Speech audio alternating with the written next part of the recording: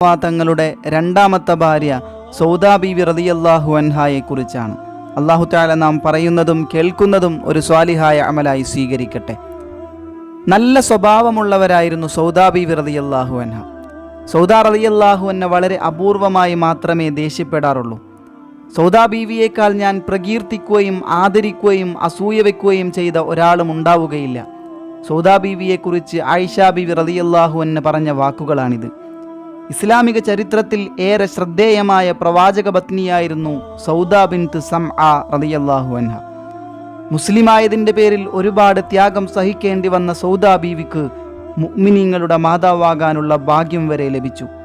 സ്വഭാവ ഗുണത്തിലും വ്യക്തിവിശുദ്ധിയിലും മുസ്ലിം സ്ത്രീകൾക്ക് എന്നും മാതൃകയാണ് സൗദാ ബീവി.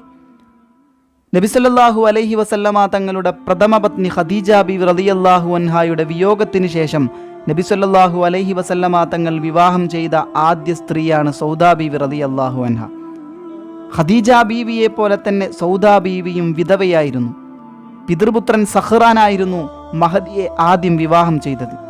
മക്കയിലെ സ്ഥിര താമസക്കാരായിരുന്നു അവർ. നബി സല്ലല്ലാഹു അലൈഹി വസല്ലമ തങ്ങളുടെ ഉപദേശത്തിൽ ആകൃഷ്ടയായാണ് സൗദാ ബീവി റളിയല്ലാഹു അൻഹ ഇസ്ലാം സ്വീകരിച്ചത്. അവിശ്വാസിയായ ഭർത്താവ് പോലും അറിയാതെ രഹസ്യമായി അവർ ആരാധനാകർമ്മങ്ങൾ നിർവഹിച്ചു. എങ്കിലും ഭർത്താവിന് ഇസ്ലാമിനെ മനസ്സിലാക്കി കൊടുക്കുവാനുള്ള ഒരു അവസരവും അവർ പാഴാക്കിയില്ല. ക്രമേണ ഭർത്താവിൽ അനുകൂല ചിന്താഗതികൾ ഉടലെടുക്കുകയും താമസിയാതെ തന്നെ അദ്ദേഹം സത്യമതത്തിൽ അണിചേരുകയും ചെയ്തു. സൗദാ ബീവിയുടെ ത്യാഗജീവിതത്തിൻ്റെ പ്രതിഫലനമായിരുന്നു അത്. രണ്ട് കാരണങ്ങളാണ് പ്രവാചക തിരുമേനി സല്ലല്ലാഹു അലൈഹി വസല്ലമ തങ്ങൾ സൗദാ ബീവിയെ വിവാഹം ചെയ്യാൻ കാരണമായതെന്ന് കാണാം. മക്കയിൽ വെച്ച് അവിടുത്തെ ഭർത്താവ് മരിച്ചതോടെ വിധവയായി തീർന്ന സൗദാ ബീവിക്ക് മുമ്പിലുണ്ടായിരുന്ന മാർഗം തൻ്റെ കുടുംബത്തിലേക്ക് മടങ്ങുക എന്നതായിരുന്നു. എന്നാൽ അവരുടെ കുടുംബങ്ങൾ അവിശ്വാസികളായിരുന്നു. അവിശ്വാസികളായ കുടുംബത്തിലേക്ക് മടങ്ങിയാൽ സൗദാ ബീവിയെ വിശ്വാസത്തിൽ നിന്ന് പിന്തിരിപ്പിക്കാൻ അവർ ശ്രമം നടത്തുകയും വിശ്വാസത്തിൻ്റെ കാര്യത്തിൽ സൗദാ ബീവി പ്രതിസന്ധിയിൽ അകപ്പെടുകയും ചെയ്യുമെന്നത് പ്രവാചക തിരുമേനി സല്ലല്ലാഹു അലൈഹി വസല്ലമ തങ്ങൾ ഭയപ്പെട്ടു. കൂടാതെ പ്രിയപത്നി ഖദീജ ബീവിയുടെ വിയോഗത്തിൽ തിരുനബി സല്ലല്ലാഹു അലൈഹി വസല്ലമ തങ്ങൾ ഏറെ മനപ്രയാസത്തിലുമായിരുന്നു.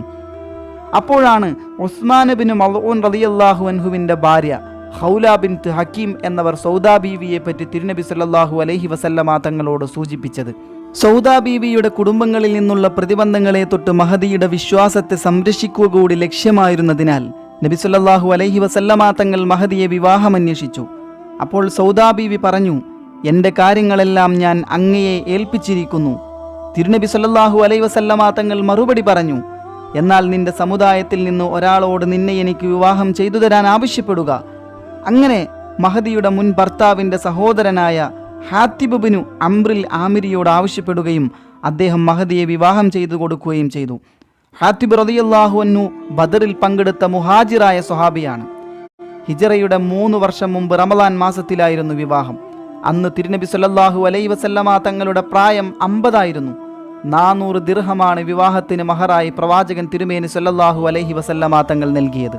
പ്രവാചക തിരുമേനി സല്ലല്ലാഹു അലൈഹി വസല്ലമ തങ്ങൾ സൗദാ ബീവിയെ വിവാഹം ചെയ്യുന്നതിന് മുമ്പ് സഹ്റാൻ എന്നവരായിരുന്നു സൗദാ ബീവി റളിയല്ലാഹു അൻഹായുടെ ഭർത്താവ്. ഈ ദമ്പതികൾ മുസ്ലിം പക്ഷത്ത് ചേർന്നു എന്ന വാർത്ത പരസ്യമായപ്പോൾ ഖുറൈശി ഗോത്രം മുഴുവനും അവർക്കെതിരെ തിരിഞ്ഞു. പിന്നീടങ്ങോട്ട് പീഡന പരമ്പരകൾ തന്നെയായിരുന്നു. അങ്ങാടിയിൽ അവർക്കു നേരെ കല്ലെറിഞ്ഞും അസഭ്യം പറഞ്ഞും ശത്രുക്കൾ ആനന്ദം കണ്ടെത്തി. വീടക്രമിക്കുകയും ചെയ്തു. സൗദാ ബീവി റളിയല്ലാഹു അൻഹായുടെ ഭർത്താവ് സഹ്റാൻ എന്നവർ വിശുദ്ധ ഖുർആൻ പാരായണം ചെയ്തുകൊണ്ടിരിക്കെ ആരോ എറിഞ്ഞ അമ്പ് പരിശുദ്ധ താളുകളെ കീറിക്കളഞ്ഞു. ജനങ്ങളുടെ ശല്യം സഹിക്കവയ്യാനാവാതെ അവർ രണ്ടുപേരും പറഞ്ഞപ്പോൾ ക്ഷമ കൈക്കൊള്ളാനായിരുന്നു നബി സല്ലല്ലാഹു അലൈഹി വസല്ലമ തങ്ങൾ അവരോട്.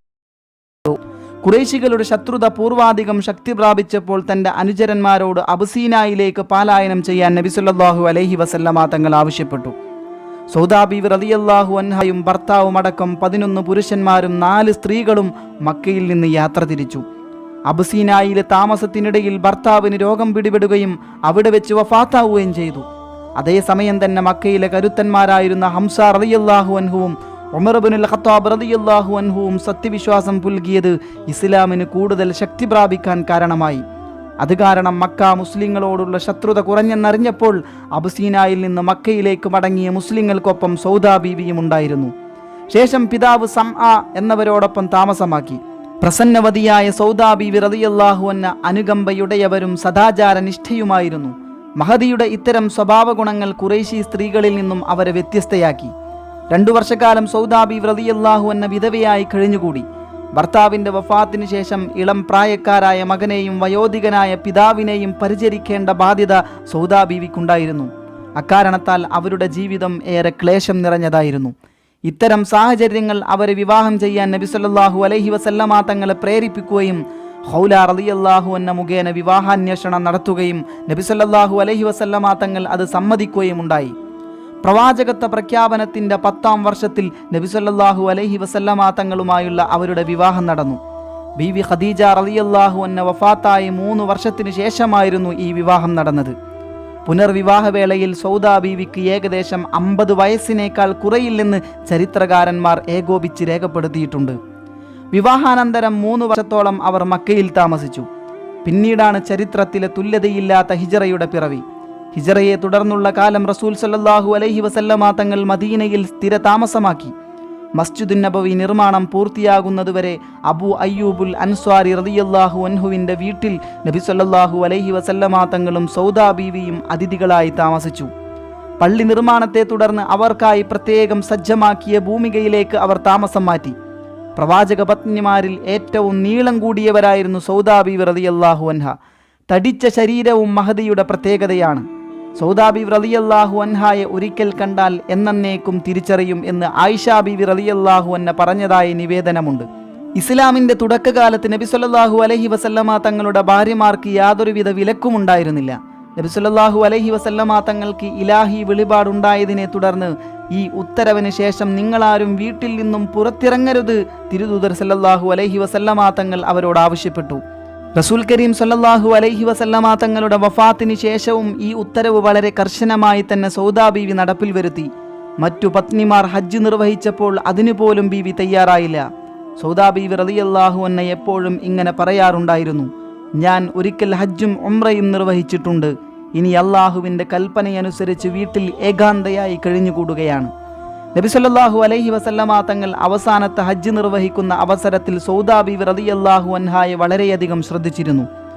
വലിയ ശരീരപ്രകൃതി കാരണം നടക്കാനുള്ള ബുദ്ധിമുട്ട് മനസ്സിലാക്കി തിരക്കിൽ പെടാതിരിക്കാൻ പ്രത്യേക ഇളവുകൾ മഹദിക്ക് നൽകിയിരുന്നു. കരുണാർദ്ര മനസ്സിനുടമയായിരുന്നു അവർ. തൻ്റെ സമ്പത്തും മറ്റും പാവങ്ങൾക്ക് വിതരണം ചെയ്യാൻ അവർ വളരെയേറെ ശ്രദ്ധ പുലർത്തിയിരുന്നു. ഉമർ റളിയല്ലാഹു അൻഹുവിൻ്റെ ഭരണകാലത്തെ സംഭവം ഇതിന് ഉത്തമ ഉദാഹരണമാണ്.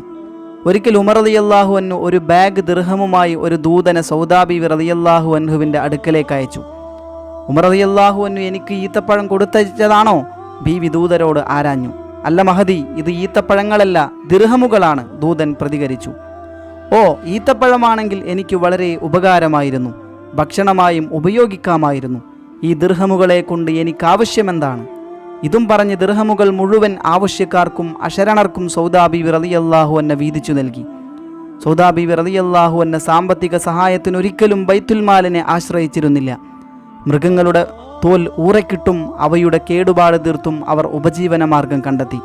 നബി സല്ലല്ലാഹു അലൈഹി വസല്ലമ തങ്ങളും സൗദാ ബീവിയും 13 വർഷം സംതൃപ്ത വൈവാഹിക ജീവിതം നയിച്ചു. പ്രവാചകന്റെ വഫാത്തിന് ശേഷം 10 വർഷം മഹദി ജീവിച്ചു. ഹിജറ 22 ഉമർ റളിയല്ലാഹു അൻഹുവിൻ്റെ മദീനയിൽ തന്നെയാണ് അവരുടെയും ഖബറിടം. അല്ലാഹു തആല ആ മഹദിയോടൊപ്പം നാം ഏവരെയും സ്വർഗ്ഗത്തിൽ ഒരുമിച്ച് കൂട്ടട്ടെ. ആമീൻ യാ റബ്ബൽ ആലമീൻ.